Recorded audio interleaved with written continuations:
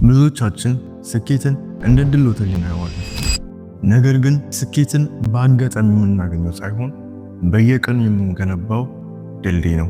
ዛሬ በዚህ ቪዲዮ ስኬታማ ሰዎች የማይነግሯቸውን 3 ሚስጥራዊ መንገዶችን እናያለን። ቪዲዮውን ላይክ እና ሰብስክራይብ አድርገን ጀምረው።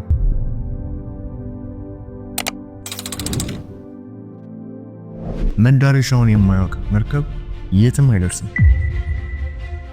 የመጀመሪያው እርምጃ ምን እፈልጋለሁ ብለህ መጠየቅ አለብህ። ከራስህም ጋር ማውራት አለብህ። አየህ፣ ስኬታማ ሰዎች ከራሳቸው ጋር ብቻ ማውራት ሳይሆን ግባቸውን በወረቀት ላይ ፍንትው አድርገው ይጽፉታል። አንተስ የዛሬ 5 ዓመት ራስን የት ነው የምታየው?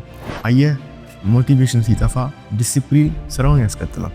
ሞቲቬሽን ስራ እንድትጀምር ሲያደርግ፣ ዲሲፕሊን ግን እያንዳንዱን እርምጃ እንድትራመድ ያደርጋል።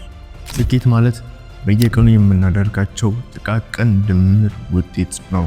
ሰነፍ በሆንክበት ቀን እንኳን የምትሰራው ነገር ነው ከሌሎች 99% ሰዎች ለይቶ የሚያስቀምጣ። ሶስተኛው ነጥብ ውድቀትን እንደ ትምህርት ማየት ነው።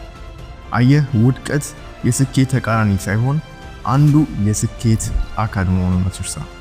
ምክንያቱም ቶማስ ኤዲሰን አምፑል ከመስራቱ በፊት 1000 ጊዜ ወድቋል። እሱ ግን አልወደኩም፣ 1000 የማይሰሩ መንገዶችን አገኘው እንዲህ ብሎ መልሷል። አየህ፣ ውድቀት አካሄድን እንድታቆም የሚያደርግ ሳይሆን ውድቀት እንድታቆም የሚነግር ምልክት ሳይሆን አካሄድን እንድታስተካክል የሚነግር ምልክት ነው። ያስታውሱ፣ ትልቁ ስኬት ራስን ማሸነፍ ነው። ዛሬ የጀመርከው ትንሽ ስራ ነገ ታሪክ ይሆናል። ይህ ቪዲዮ ለውጥ እንደሚያመጣላችሁ ተስፋ አደርጋለሁ። ከነዚህ 3 ነጥቦች በብዛት የተጠቀማችሁን ኮሜንት ላይ አስቀምጡልኝ። ቪዲዮ ከጠቀማችሁ ላይክ አድርጉ።